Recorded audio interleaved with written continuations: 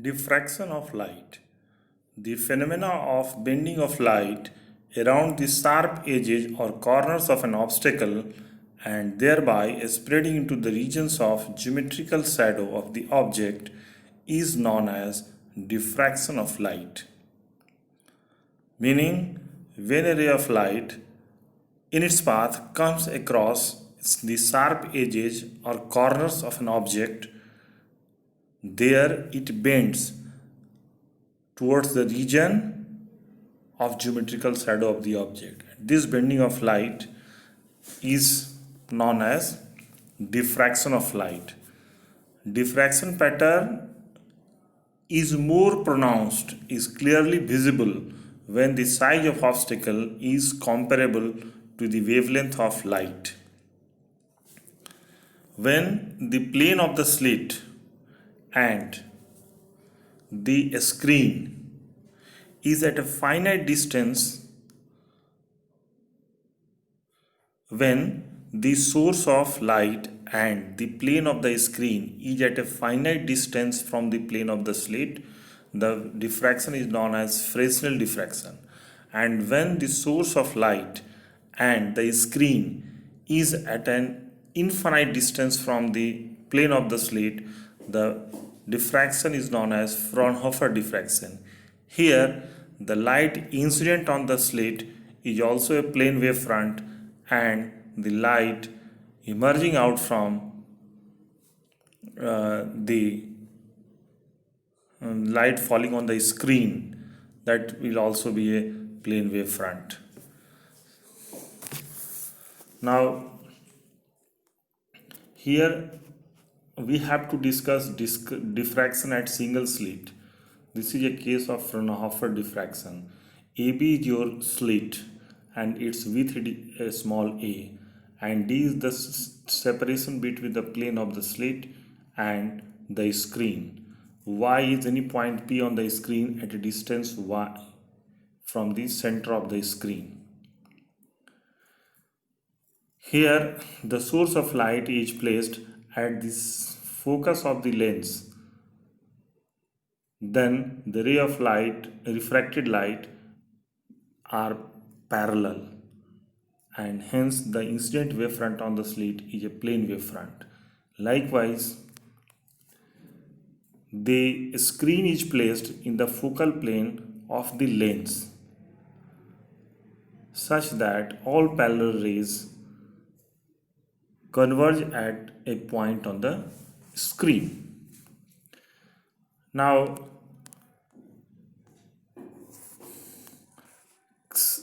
all secondary disturbances are focused on the screen by placing the screen at the focus of lens L2. So here, this is your lens L1 and this is your lens L2.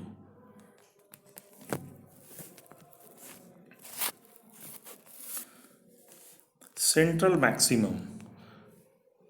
At the center of the screen, we get a bright fringe, that is called central maximum. Why we are getting bright fringe at center? Reason is each and every point of the incident wavefront is a source of secondary wavelets according to Huygens principle, and they are emitting light waves in all possible directions. So all the rays of light which are emitted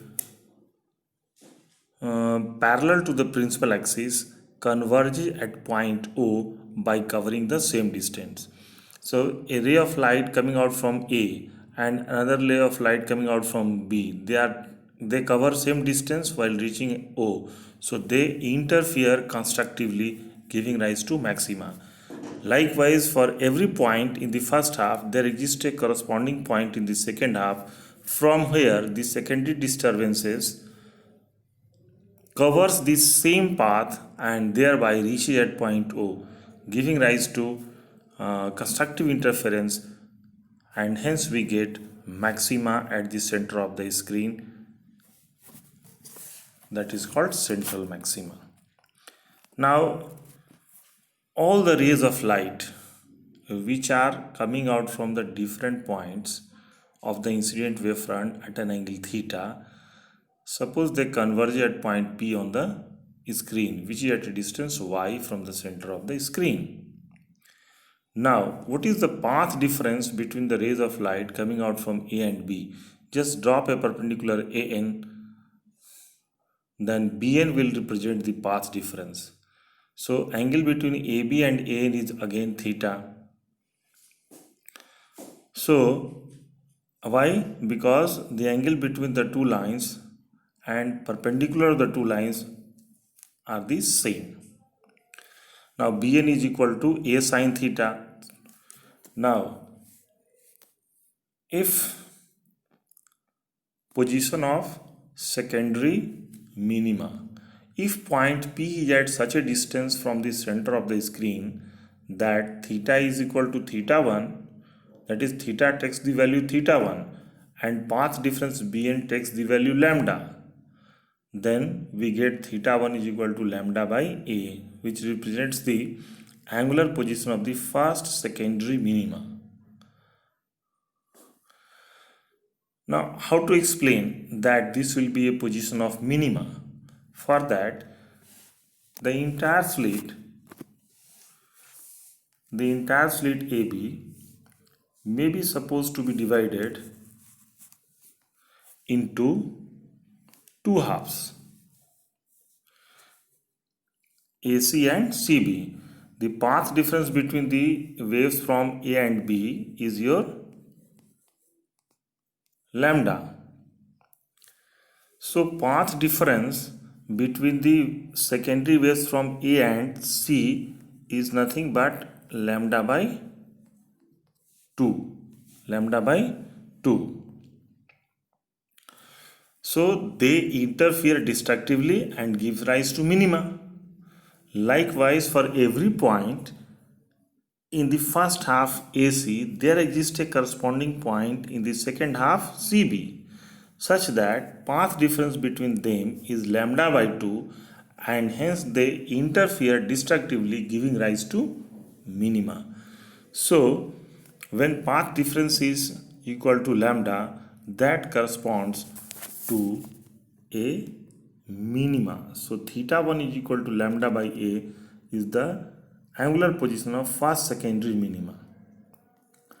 Now, Bn is equal to, if Bn is equal, theta is equal to theta and point P is at such a distance from theta center of the screen that theta takes the value theta n and the path difference Bn takes the value n lambda, then you get theta n is equal to n lambda by A, which gives the angular position of nth secondary minima. Now in triangle COP, you can see here, in triangle COP, tan theta n is equal to yn by d. Tan theta n is equal to yn by d. So theta n is yn by d. Therefore, yn by d is equal to n lambda by a, or yn is equal to n lambda by n lambda d by a. So this gives the linear position. This gives the linear position, that is distance of nth secondary minima from the center of the screen. In between two minima there exists a maxima. So width of maxima will be yn minus 1, n lambda d by a minus n minus 1 lambda d by a. You get lambda d by a as a width of maxima. Now come to position of secondary maxima. If point P is at such a distance from the center of the screen that theta takes the value theta 1 dash and the path difference Bn takes the value 3 lambda by 2, then theta 1 dash will be equal to 3 lambda by 2a, which gives you the angular position of first secondary maxima. Now how can we say that that will be a maxima? For that, let us see. This is your incident wavefront AB. Each and every point of this wavefront is a source of secondary wavelets. So secondary disturbances are coming out from each and every point in all directions. Now this entire slit may be supposed to be divided into three equal parts: AC, CD and DB. The path difference from the waves from A and B is 3 lambda by 2. So path difference between the waves from A and C will be 1/3 of 3 lambda by 2, that is lambda by 2. That is a phase difference of pi. Hence they interfere destructively, giving rise to minima. Likewise, for every point in the half AC, there exists a corresponding point in half CD such that path difference between them is lambda by 2, that is a phase difference 180 degree. They interfere destructively, giving rise to minima. But the secondary disturbances coming out from the 1/3 part, that is dB, they interfere constructively, giving rise to maxima at that point.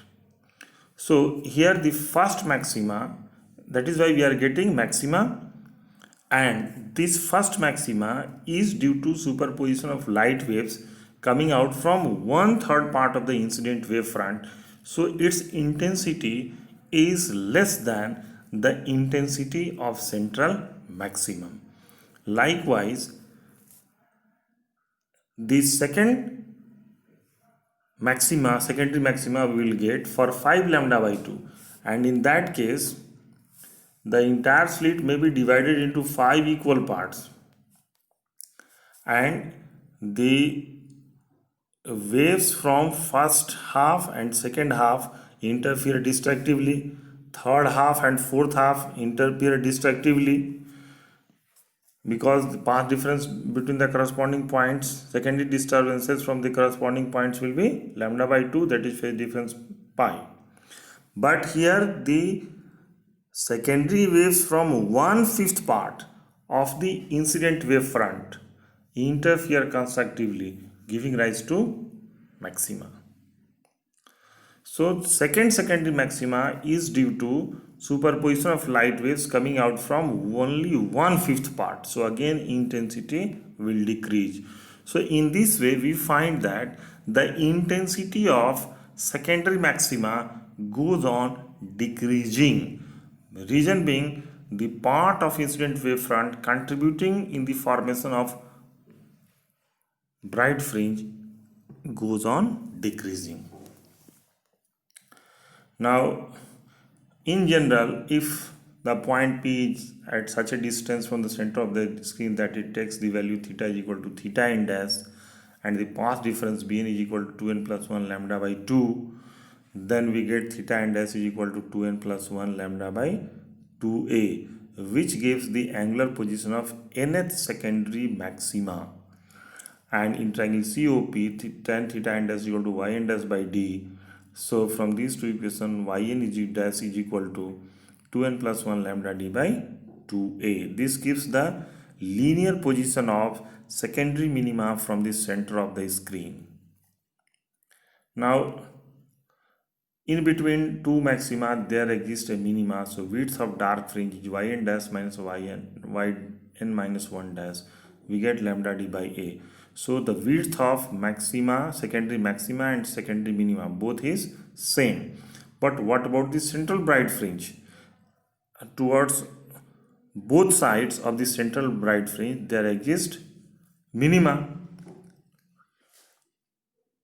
So first minima we get at a distance lambda d by a. So lambda d by a in the upper half and lambda d by a in the lower half. So total width is 2i1, that is 2 lambda d by a. So in this way the width of the central bright fringe is 2 lambda d by a, which is twice the width of the secondary maxima and minima.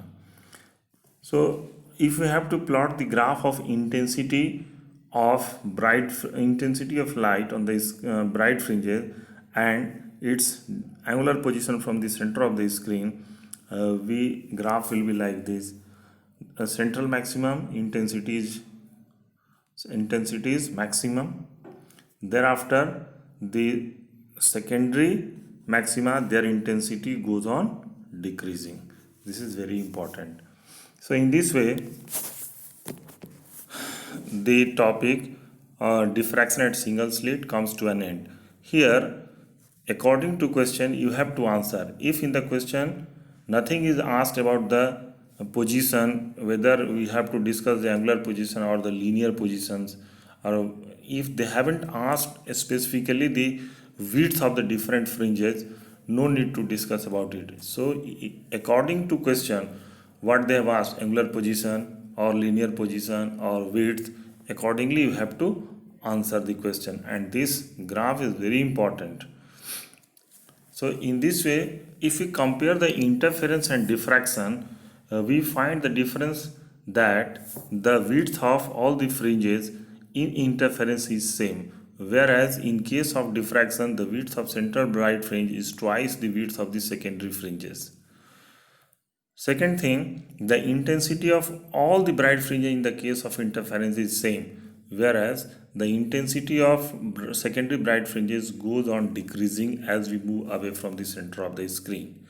Third point of difference is that the phenomena of interference is due to superposition of light waves coming out from different points of the same wavefront, whereas in case of different points of two different wavefronts, S1 and S2, these are the two slits, so they contain two different sources. So interference phenomena is due to superposition of light waves coming out from two sources, two coherent sources or two different wavefronts, whereas in case of diffraction it is due to superposition of secondary waves coming out from different points of the same wavefronts. So these are the major 3 points of differences between the interference and diffraction. I hope you have understood it. Go through the topic and discuss some objective questions in your notes about it. Thank you for watching.